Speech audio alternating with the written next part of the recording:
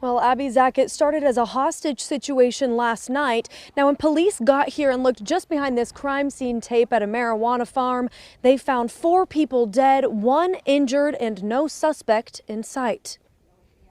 They all know each other. Don't know if they're related, don't know if they're co-workers, but certainly these individuals were, we believe, all familiar with each other. 5 victims, 4 dead and 1 flown to an Oklahoma City hospital after a shooting.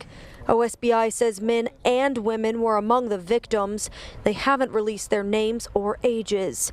Investigators say the suspect who killed them has not been caught. At this point, we have a suspect that in mind.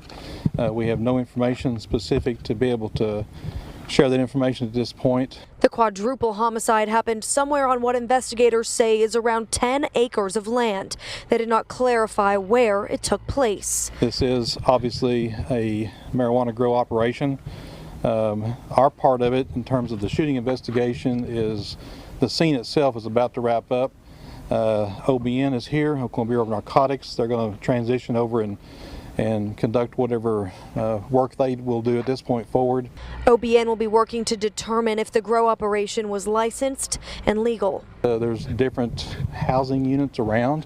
It appears that there's people who live on the grounds here and work here. And OSBI does not believe the suspect is in this area. They say they've looked on the ground by helicopter and with drones, but they do say that they have a suspect in mind.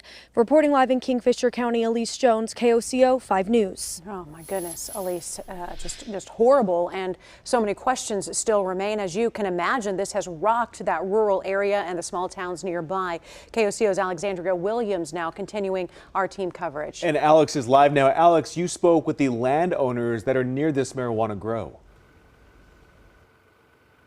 Yes, Abby and Zach, I spoke with a cattle farmer who says his land is all around here, around the marijuana farm. And he says whenever they began the operation and moved in just a few years ago, he knew nothing good would come of it.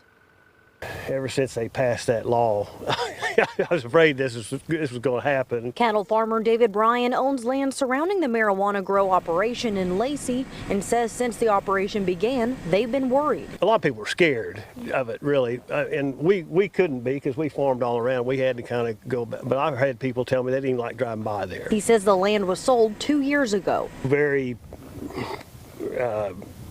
sinister kind of act. I mean, it wasn't. They're very private. You couldn't get them to wave or anything.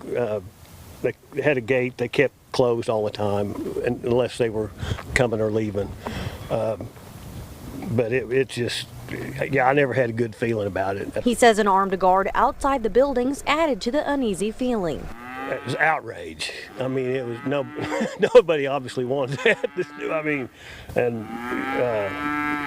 Unfortunately, this is what we were afraid of. The community all shared the same frustration when they learned years ago there would be a marijuana grow operation in their neighborhood. I wish people would have foresaw this, because the state wasn't ready to deal with this, and this is what happens.